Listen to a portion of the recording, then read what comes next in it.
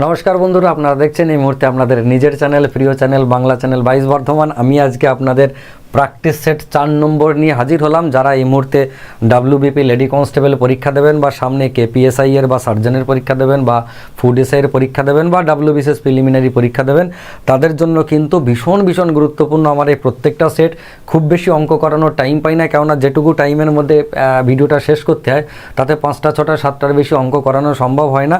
এবং আপনারা যারা আমার ভিডিও রেগুলারলি দেখেন তারা এটা অবশ্যই বুঝতে পেরেছেন যে আমার হয়তো অঙ্ক 6টা দিই, কিন্তু সেই 6টার মধ্যে আরও দুখানা 6টা মানে আরও 12টা অন্তর্নিহিতভাবে থেকে যায়। মানে আমি যদি আপনাদেরকে 6টা অঙ্ক শেখাই, আপনারা কম করে থেকে 3 গুণ বা 4 গুণ অঙ্ক শিখতে পারবেন। আমার টেন্ডেন্সি থাকে এরকম, প্রত্যেকটা ভিডিও যত রকম পদ্ধতি আছে সেগুলোর মধ্যে যেটা শর্ট মনে হয় কম সময়ের মধ্যে করা যায়, তার ভিতর থেকে নতুন কোনো তথ্য যদি বার করে আনতে পারি সেটা আমি সবসময় চেষ্টা করি। দেখুন, এই যে অঙ্ক, পরীক্ষায় আসা অঙ্কই আমি দিয়েছি বেশিরভাগগুলো। কিছু পরিমাণ টাকা একটা নির্দিষ্ট হারে সরল সুদে বিনিয়োগ করা হলো 3 বছরের জন্য। যদি 1% বেশি সুদের তা রাখা হতো তাহলে 5100 টাকা অতিরিক্ত পাওয়া যেত। দেখুন কত পরিমাণ টাকা আমরা জানি না, জানার দরকারও নেই। 3 বছরের জন্য রেখেছে এটা জানি, কত পরিমাণ সুদ হয়েছে, আগে কত হয়েছিল তাও আমরা জানি না, কিন্তু 5100 টাকা বেশি পাওয়া যেত। কখন? এটা যদি 1% বেশি সুদ হতো তো। এবার আমরা কি জানি, সরল সুদ তো প্রত্যেক বছরে একই হবে, বছর একই, পরিবর্তন কিছু হবে না। তাহলে 3 বছরে যদি 5100 টাকা হয় তাহলে 1 বছরে 1700 টাকা হবে। এই 1700 টাকা 1 বছরে সুদ হবে কখন? যদি প্রিন্সিপালের ওপরে যে ইন্টারেস্টটা পেতাম তার মাত্র 1% আমরা বাড়িয়ে দিই। 1% বাড়িয়ে দেওয়ার জন্য 1700 টাকা সুদ পাই। ওই 1% কার? প্রিন্সিপালের। তাহলে প্রিন্সিপালের 1% যদি 1700 টাকা হয় তাহলে প্রিন্সিপালটা কত? 100%, মানে 1700-র পরে দুখানা শূন্য, 1,70,000 উত্তর। ব্যাস, আপনি চাইলে মুখে করে নিতে পারেন। যদি মনে করেন যে না আমি ফর্মুলা বসিয়ে করব, PRT/100 ধরে করব বা XY জোট যেমন ধরে করতে হয় তেমন করব, সেটা আপনি করতে পারেন। চলে আসি আমরা পরেরটায়। দেখুন 7 বছর পূর্বে A এবং B এর বয়সের অনুপাত ছিল কত?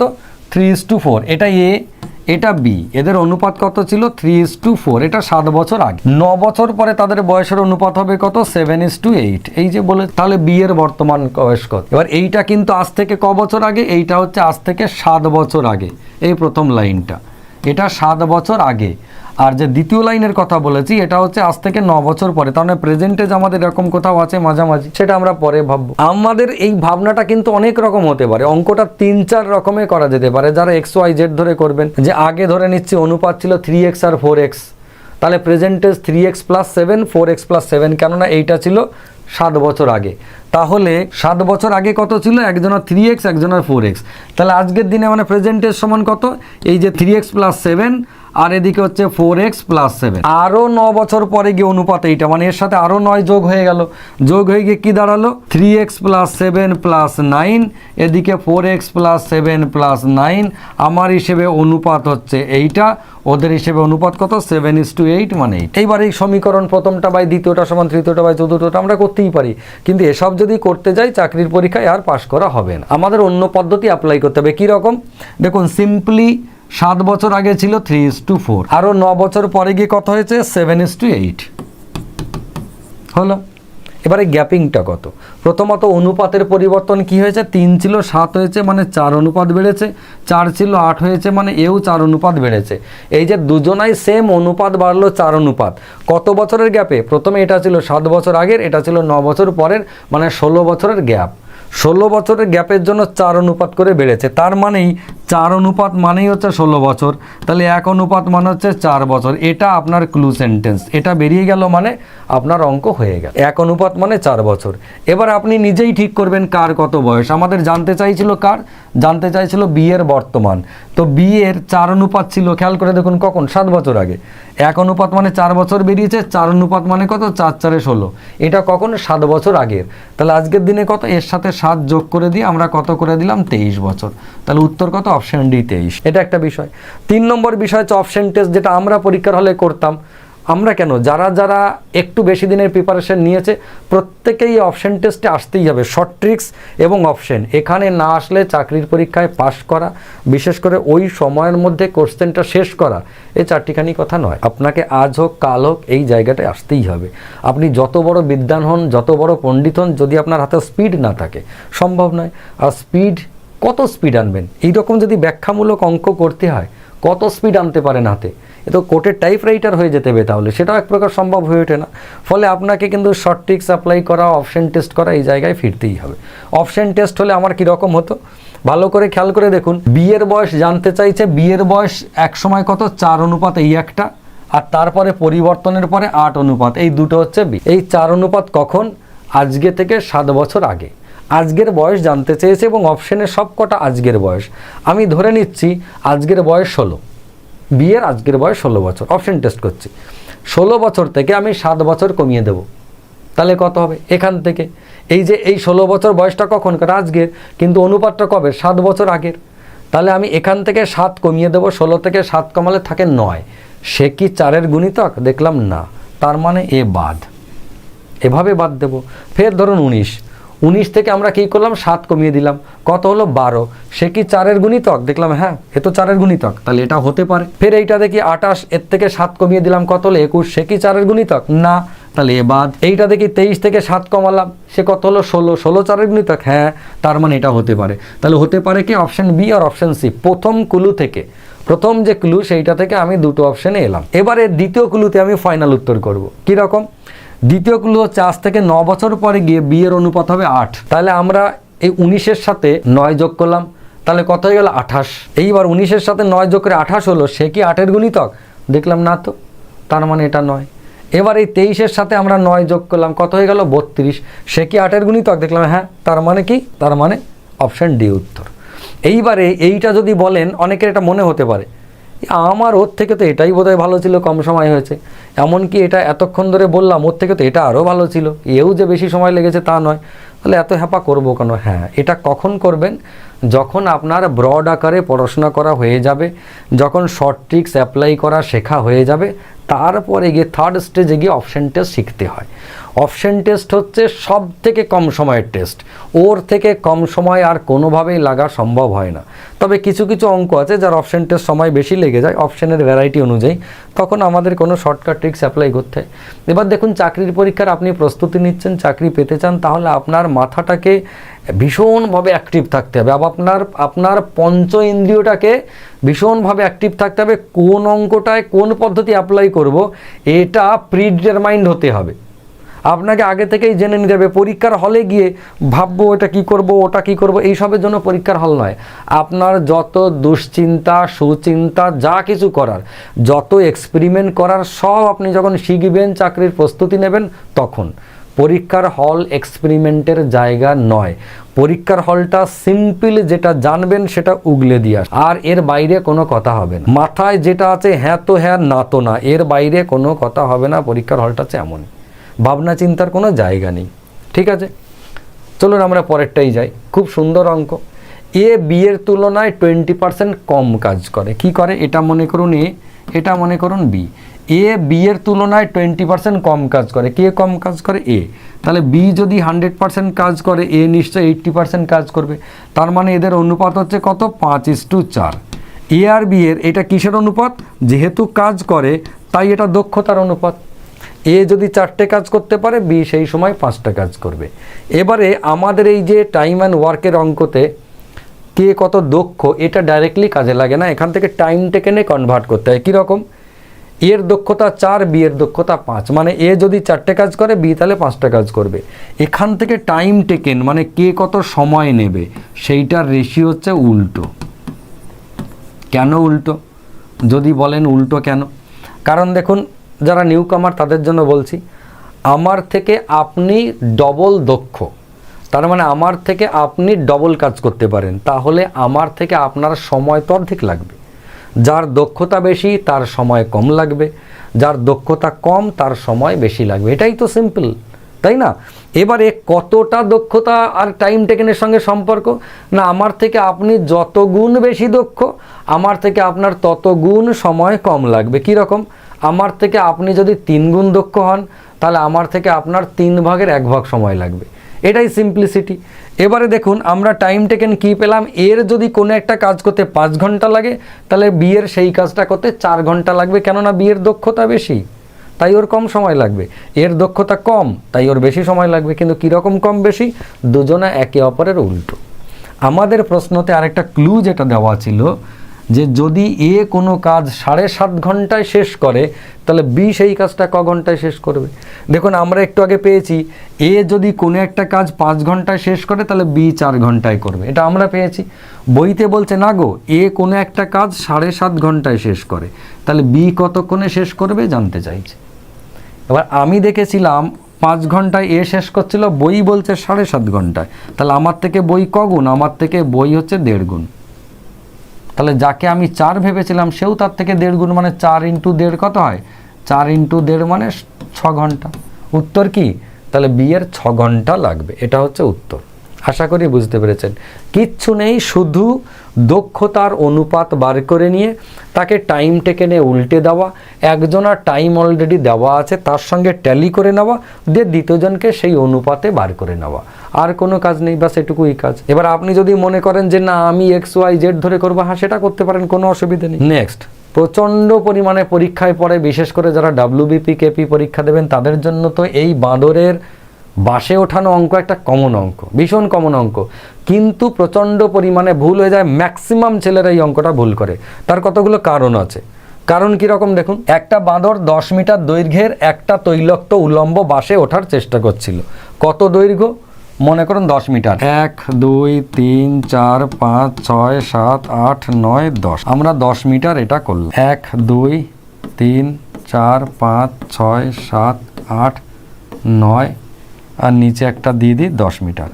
এইটা হচ্ছে বাঁশ, এটা আপনি মাথায় রাখুন। এইবার এটা তৈলাক্ত বাঁশ, একটা বাঁদর কি করছে, 10 মিটার দৈর্ঘ্যের একটা বাঁশ এটা উঠবে।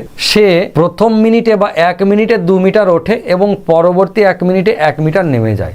তাহলে প্রথম মিনিটে 2 মিটার ওঠে, পরের মিনিটে 1 মিটার নেমে যায়। এক্স্যাক্টলি এই ব্যাপারটা আপনি একটু বোঝার চেষ্টা করবেন।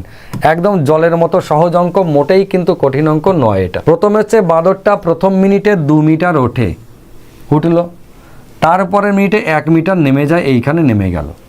তাহলে ফাইনালি 2 মিনিট তার লেবার গেল, উঠলো কতটা? মাত্র 1 মিটার হলো। 2 মিনিটে খেয়াল করুন, 2 মিনিট টাইম নিল, উঠলো কত? 1 মিটার। প্রথম মিনিটে 2 মিটার উঠলো, পরের মিনিটে স্লিপ খেয়ে 1 মিটার নেমে গেল। তাহলে 2 মিনিটে 1 মিটার উঠেছে, এটাই হচ্ছে কার্যকারিতা। কোশ্চেনে ছিল বাসটা তো 10 মিটারের, তাহলে আমাদের মনে হতে পারে 1 মিটার উঠতে 2 মিনিট লাগে, তাহলে 10 মিটার উঠতে নিশ্চয়ই কত মিনিট লাগবে? 20 মিনিট লাগবে। 1 মিটার উঠতে 2 মিনিট লাগে, তাহলে 10 মিটার উঠতে নিশ্চয়ই 20 মিনিট লাগবে, এটা প্রত্যেকের মনে হতে পারে। কিন্তু এটা ভুল ধারণা। কোথায় ভুলটা হয়?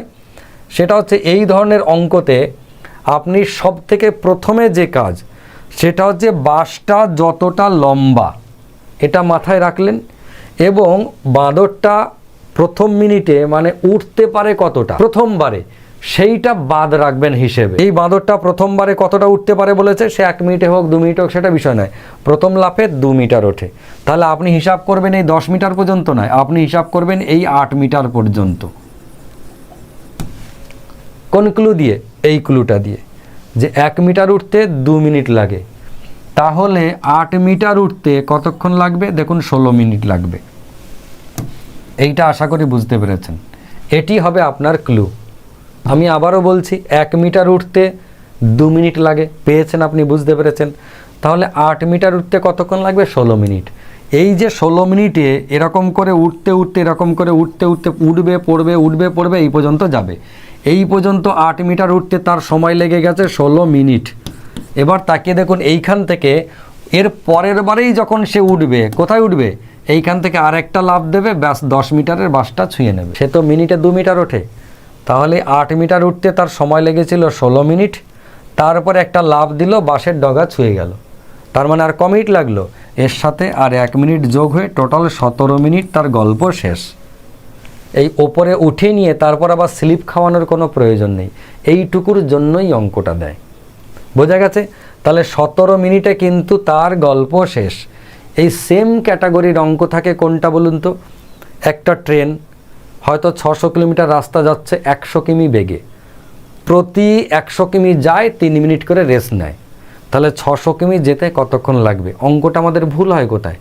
100 কিলোমিটার, এই 600 কিলোমিটার রাস্তা 100 কিমি বেগে গেলে 6 ঘন্টা লাগবেই, একটা না গেলে 6 ঘন্টা লাগবে, কিন্তু 100 কিমি যায় আর 3 মিনিট করে রেস্ট নেয়, তাহলে 600 কিমির মধ্যে এরকম 6টা 100 আছে, তাহলে 3 মিনিট করে রেস্ট হলে 3 6 18 মিনিট হচ্ছে, তাহলে 6 ঘন্টা 18 মিনিট তার লাগার কথা। যেই করব সেই অঙ্কটা ক্রস দিয়ে নেগেটিভ মার্ক হয়ে যাবে। কেন? কারণ ওই যে লাস্টের মিনিটটায় গিয়ে লাস্ট 100 কিলোমিটার যখন গেলাম 600-র মাথায় গিয়ে, ওই সময় আর রেস্টের প্রয়োজন হয় না।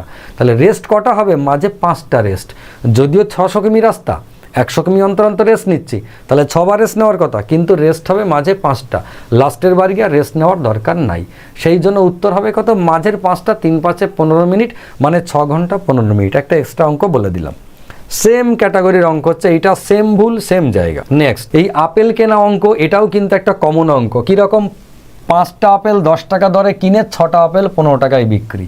তাহলে এটা হচ্ছে মনে করুন আপেল বা সবুজ কালি আপেল, আর এটা হচ্ছে কত টাকা। আমরা ভেবে নিচ্ছি কেনার বেলায় কীরকম কিনছে। প্রথমটা কেনার বেলায় কিনেছে 5টা আপেল, ক টাকাতে? 10 টাকা দরে কিনেছে, 5টা আপেল 10 টাকায়। বিক্রি করার বেলায় 6টা আপেল 15 টাকায় বিক্রি করেছে, 6টা আপেল 15 টাকায় বিক্রি করেছে। আপনি দুটি পদ্ধতিতে করতে পারেন। একটা হচ্ছে আপেলের পরিমাণ সমান করে টাকার ভ্যালুতে কেনা বেচা বার করে নেওয়া, যে একই পরিমাণ আপেল কিনলাম, কত টাকায় কিনলাম সেটা হবে আমার কস্ট প্রাইস, কত টাকায় বেচলাম সেটা হবে আমার সেলিং প্রাইস, দিয়ে কস্ট প্রাইস আর সেলিং প্রাইস বিয়োগ করে প্রফিটটা বার করে নেব। আরেকটা হয় কি, টাকার পরিমাণ সমান করে আপেল কম বেশি কেনা, মানে একই পরিমাণ টাকায় হয়তো দেখা গেলো 100 টাকায় 10টা আপেল কিনলাম, 100 টাকায় 8টা আপেল বেচলাম, তাহলে আমার লাভ কটা আপেল হলো, সেখান থেকেও পার্সেন্টেজ বার করা যায়। দুটোরই কিন্তু উত্তর একই হবে। আমি দুটোই বলছি, আপনার যেটা সুবিধা মনে হয় সেটা আপনি অ্যাকসেপ্ট করবেন। তবে দুটোর ক্ষেত্রেই এই যেহেতু ভ্যারাইটি আছে, 5টা আপেল কিনেছি 10 টাকায়, বেচার বেলায় 10টা আপেল বিক্রি করছি 15 টাকায়। এই 10টা আপেল নয়, এটা ভুল করে 10 লেখা হয়ে গেছে, এটা 6টা আপেল হবে। ঠিক আছে?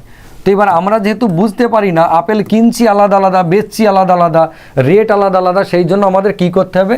আমাদের প্রথম কাজই হচ্ছে এইটাকে, ধরুন প্রথমে আমরা টাকাটাকে সমান করে নিই। এটাকে 10 টাকায় না কিনে, 10 আর 15 লসাগু 30, আমি 30 টাকায় কিনলাম। তাহলে কটা কিনবো? 10 টাকায় যদি 5টা কিনি, তাহলে 30 টাকাতে 3 5 15টা কিনবো। হলো। বিক্রি করার বেলায় 15টা বিক্রি না করে, এই 15 টাকার বিক্রি না করে আমি 30 টাকার বিক্রি করলাম, তাহলে কতগুলো বেচবো? নিশ্চয়ই 12টা বেচবো। কেননা 15 টাকায় যদি 6টা আপেল বেচি, তাহলে 30 টাকায় 12টা আপেল বেচবো। এবার খেয়াল করে দেখুন, আমি 30 টাকায় কিনেছি কটা আপেল? 15টা। 30 টাকায় বিক্রি করেছি কটা আপেল? 12টা। 30 টাকা, তাহলে 30 টাকায় 15টার একটা প্যাকেট, ভাবলেন কি করে?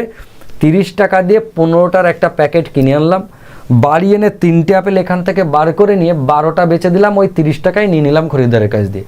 তার মানে প্রতি 12টা আপেল বিক্রি করে যে পয়সা পাই 30 টাকা, সেইটা নিয়ে মহাজনের কাছে গেলে 15টা আপেল কিনে আনতে পারি। তার মানে প্রতি 12টাতে 3টে করে লাভ। 12টায় 3টে লাভ মানে কত? 12টায় 3টে লাভ মানে ক ভাগের ক ভাগ? 12টার 4 ভাগের 1 ভাগ। 4 ভাগের 1 ভাগ মানে কত পার্সেন্ট? 4 ভাগের 1 ভাগ মানে 25%। তাহলে প্রফিট কত?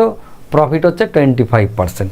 উত্তর কত? 20%। ভুল দাগ দেওয়া আছে, 25% হচ্ছে উত্তর। এবার এইটাই আমরা কি করব? এইটা যেমন টাকাকে সমান করে দিলাম, আমরা কি করব? আমরা আপেলটাকে সমান করব। আপেলটাকে সমান করে যেমন আমরা প্রফিট অ্যান্ড লস অঙ্ক শিখেছি ছোটোবেলায়, আমরা সেই জায়গায় চলে যাব, গিয়ে দেখব আমরা ঠিক করেছি কিনা। কীরকম?